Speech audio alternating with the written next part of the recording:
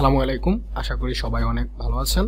আজকের ভিডিওতে আমরা মডেল অক্সিলারি সম্পর্কে জানবো। মডেল অক্সিলারিজের এবং প্রথম থেকে শেষ পর্যন্ত যে যে জিনিসগুলো আমাদের জানা উচিত সবগুলো আমরা এই ভিডিওতে কভার করব। প্রথমে আমরা জেনে নিই মডেল অক্সিলারিজ আমরা কেন ব্যবহার করি। মডেল অক্সিলারিজ আমরা সাধারণত ব্যবহার করি একটা বাক্যর অর্থটা আরো সুন্দরভাবে প্রকাশ করার জন্য, যাতে সেই বাক্যটা আমাদের কাছে আরো সুন্দরভাবে অর্থবহ হয় এবং আমরা আমাদের কথা বলা বা লেখার জিনিসগুলোকে আরো সুন্দরভাবে ফুটিয়ে তুলতে পারি। এখানে যদি আমরা দেখি সামর্থ্য, সম্ভাবনা, ইচ্ছা এবং প্রয়োজনীয়তা ইত্যাদি বোঝাতে মডেল অক্সিলারি ভার্ব ব্যবহার করা হয়। তার মানে আমরা যখন সামর্থ্য, সম্ভাবনা, ইচ্ছা, প্রয়োজনীয়তা এগুলো সাধারণত বোঝাতে চাবো, তখন আমাদেরকে মডেল অক্সিলারি ভার্বগুলো ব্যবহার করতে হবে। এখন কথা হলো মডেল অক্সিলারি টোটাল কয়টা? মডেল অক্সিলারি টোটাল কয়টা সেই দিকে আমরা না গিয়ে আমরা ফ্রিকুয়েন্টলি ইউজড, সবচেয়ে বেশি ব্যবহৃত হয় এরকম মডেল অক্সিলারিগুলো নিয়ে আজকে কথা বলবো, একদম সব কিছু নিয়ে প্রথম থেকে শেষ পর্যন্ত। তো প্রথমে আমরা একটু এক্সাম্পল দেখে নিই। করিম মে কাম টুমোরো, এটা মানে হচ্ছে করিম আগামীকালকে আসতে পারে। আবার he should not run in this situation, তার এই অবস্থায় দৌড়ানো উচিত না। ইউ ক্যান স্লিপ নাও, তুমি এখন ঘুমাতে পারো। এই প্রত্যেকটা দিয়ে কিন্তু আমি সামর্থ্য, সম্ভাবনা এবং ইচ্ছা বা প্রয়োজনীয়তা এগুলো বোঝানোর চেষ্টা করছি। আমরা যদি সবচেয়ে ব্যবহৃত মডেল অক্সিলারিগুলো এক নজরে দেখে ফেলতে চাই তাহলে সেগুলো এখানেই আছে। Shall, should, can, could, may, might, ought to, used to, need, will, would, must, etcetera.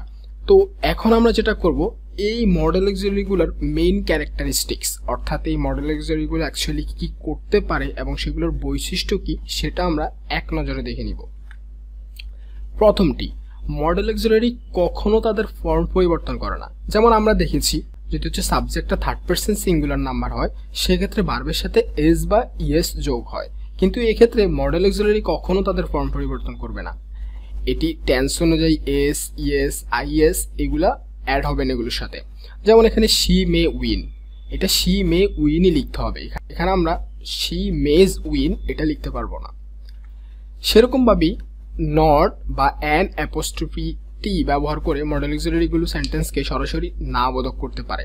যেমন হি ক্যান গো, এটাকে যদি আমরা নেগেটিভ করতে চাই তাহলে আমাদেরকে যেটা করতে হবে, এই ক্যানের সাথে আমরা নট বা অ্যান অ্যাপোস্ট্রফি টি যোগ করে আমরা এই মডেল অক্সিলারি সেন্টেন্সটিকে সরাসরি না বোধকে নিতে পারবো। যেমন হি ক্যান গো এর না বোধক বা নেগেটিভ হলো হি ক্যান নট গো। 3 নম্বর যে ক্যারেক্টারিস্টিক্সটি আছে, তারা অন্যান্য অক্সিলারি ভার্বের মতোই সাবজেক্টের আগে বসে ইনভার্সনের মাধ্যমেই ইন্টারোগেটিভ সেন্টেন্স তৈরি করে। যেমন বিভিন্ন যে অক্সিলারি ভার্বগুলো আছে সেগুলো যদি আমরা সাবজেক্টের আগে নিয়ে আসি তাহলে কিন্তু আমরা সেটাকে কোশ্চেনে রূপান্তরিত করতে পারি। ঠিক তেমনই আমরা যদি মডেল অক্সিলারি ভার্বগুলোকেও সাবজেক্টের আগে নিয়ে আসি আমরা সুন্দর মতো একটি ইন্টারোগেটিভ সেন্টেন্স বা প্রশ্ন তৈরি করে ফেলতে পারবো। আই শুড প্লে, এখানে যদি শুডটাকে আমরা আই এর আগে আনি তাহলে বাক্যটি দাঁড়ায় শুড আই প্লে, অর্থাৎ আমি কি খেলতে পারি, যেটা একটি ইন্টারোগেটিভ সেন্টেন্স বা প্রশ্নবোধক চিহ্ন। এবার আমরা 4 নাম্বার বৈশিষ্ট্যটি দেখব। অন্যান্য কোনো ফর্ম ব্যবহার না করে তারা সবসময় ভার্বের মূল ফর্ম ব্যবহার করে। যেমন আমরা দেখেছি বিভিন্ন ভার্বের বিভিন্ন form, verb 1, verb 2, verb 3, verb 4, verb 5, এই জিনিসগুলো এখানে ব্যবহৃত না হয়ে এখানে কিন্তু শুধুমাত্র মূল ফর্মটা ব্যবহৃত হয়। যেমন he can run in the sun, এখানে আমরা he can to run in the sun অর্থাৎ ভার্বের সাথে টু অ্যাড করতে পারবো না। এবার আমরা সবচেয়ে শেষ ক্যারেক্টারিস্টিকটি দেখি, যা অবশ্যই ঘটবে তার জন্য কখনো মডেল ব্যবহৃত হতে পারে না। শুধুমাত্র গড বা আল্লাহ যখন সাবজেক্ট হিসেবে বসবে তখন এই রুল প্রযোজ্য হবে না। যেমন যে জিনিসটা অবশ্যই হবে অর্থাৎ চিরন্তন সত্য, সেখানে আমরা কখনো মডেল অক্সিলারি ব্যবহার করতে পারবো না যদি না সেখানে সাবজেক্ট গড বা আল্লাহ হয়, অর্থাৎ যিনি এটা কন্ট্রোল করে তিনি হয়। যেমন এখানে আমরা এক্সাম্পলটির মাধ্যমে দেখি, the sun rises in the east, সূর্য পূর্ব দিকে উঠে।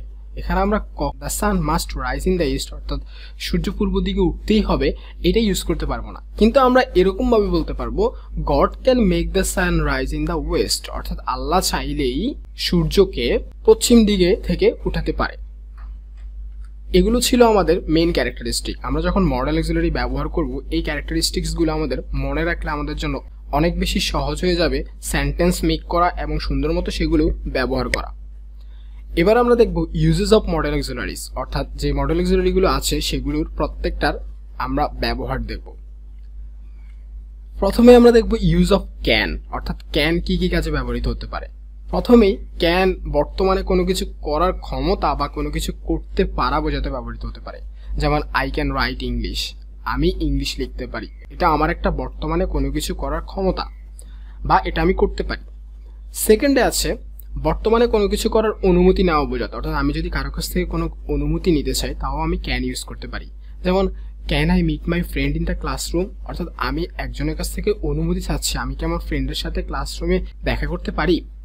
ঠিক তেমনই অনুরোধ বোঝাতো আমরা ক্যান ব্যবহার করতে পারি। Can you wait for a moment please, তুমি কি আমার জন্য কিছুক্ষণ দাঁড়াতে পারবে প্লিজ।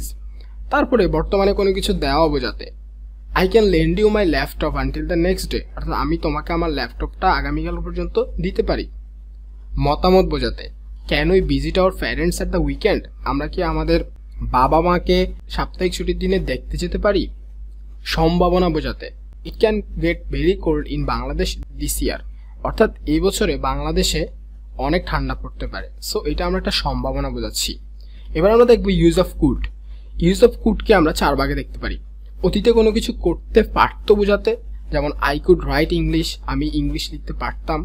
অতীতে কোনো কিছু করার অনুমতি নেওয়া বোঝাতে, যেমন হি কুড আস্ক মি, সে আমাকে জিজ্ঞাসা করতে পারতো।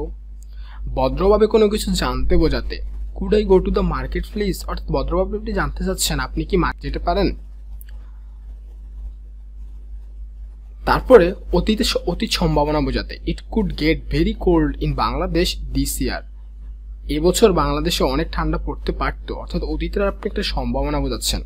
এবার আমরা দেখব use of May. Use of May আমরা সম্ভাবনা বোঝাতে ব্যবহার করতে পারি, যেমন হি মে কাম টুডে, সে আজ আসতে পারে। ভদ্রভাবে মতামত প্রকাশ করতে আমরা এটা ব্যবহার করতে পারি, মে আই টেল সামথিং, আমি কিছু বলতে পারি, অর্থাৎ আপনি আপনার একটা মতামত দিতে চান। তারপর অনুমতি চাওয়াতেও আমরা মে ব্যবহার করতে পারি, এটা আমরা অনেক করেছি। যেমন আমরা ক্লাসে ঢোকার আগে জিজ্ঞাসা করতাম may I come in sir, সেরকমভাবে মে আই ডু দিস, আমি কি এটা করতে পারি। এবার আমরা দেখব ইউজ অফ মাইট। মাইট আমরা দুভাবে ইউজ করতে পারি, কম সম্ভাবনা বোঝাতে, মেয়ের চেয়ে একটু কম সম্ভাবনা বোঝাতে, যেমন হি মাইট কাম টুডে। এটা আবার মেয়ের ফার্স্ট ফর্ম হিসেবেও ব্যবহার করা হয় সাধারণত, বাট এখানে কম সম্ভাবনা বোঝাতে এটা ব্যবহার করতে পারি আমরা। যেমন হি মাইট কাম টুডে, তার মানে হচ্ছে সে আজকে আসতে পারে, যেটা হচ্ছে মেয়ের চেয়ে একটু সম্ভাবনা কম। আবার এখানে হি মাইট কাম টুডে, সে আজকে আসতে পারতো, এটা হচ্ছে বোঝায়। সেম ভাবে আমরা যদি দ্বিধাগ্রস্ত থাকি কোনো কিছু নিয়ে, অর্থাৎ আমরা শিওর না, আমরা কনফিউজড, সেখানেও আমরা মাইট ইউজ করতে পারি। যেমন আই মাইট হেল্প দ্যাম, আমি তাদেরকে সহযোগিতা করতে পারতাম। তো এখানে আমি দ্বিধাগ্রস্ত যে আমি হচ্ছে কি করব এখন। এবার আমরা দেখব ইউজ অফ মাস্ট।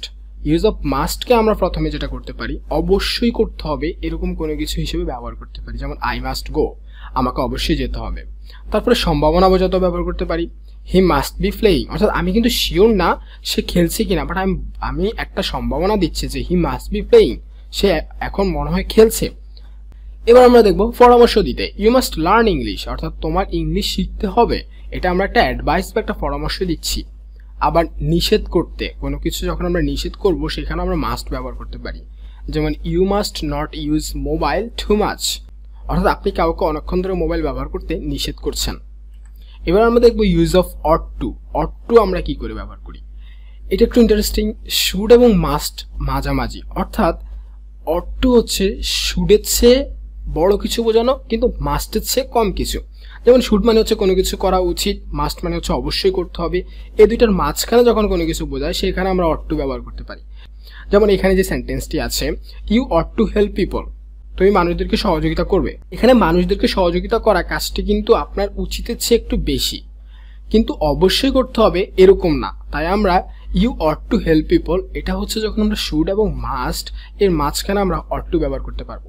আবার আমরা অ্যাডভাইস দিতে অট টু ব্যবহার করতে পারি, যেমন you ought to work out regularly ব্যায়াম করা উচিত, যেটা আমরা একটা অ্যাডভাইস দিচ্ছি। এবার আমরা দেখবো ইউজ অফ নিড, অর্থাৎ নিড কোথায় আমরা ব্যবহার করতে পারি, না বোধক উত্তরের প্রত্যাশা, অর্থাৎ আপনি যখন হচ্ছে কোশ্চেনের মধ্যেই আপনার উত্তরটা রেখে দিবেন, সেভাবে আপনি যখন কোশ্চেন করবেন সেখানে আপনি নিড ব্যবহার করতে পারেন।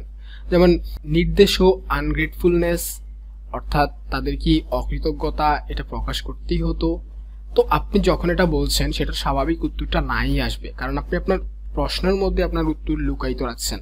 যেমন আমরা মাঝে মধ্যে বলি না, তার কি এখানে যাওয়া উচিত ছিল? সো আনসারটা এরকমই আসে যে না। তো এরকমভাবে আমরা জায়গায় এগুলোতে নিড ব্যবহার করতে পারি। আবার দরকার নেই বোঝাতে আমরা নিড ব্যবহার করতে পারি, যেমন we need not buy this, অর্থাৎ আমাদের এটা কেনার দরকার নেই। এসব ক্ষেত্রে আমরা নিড ব্যবহার করতে পারি।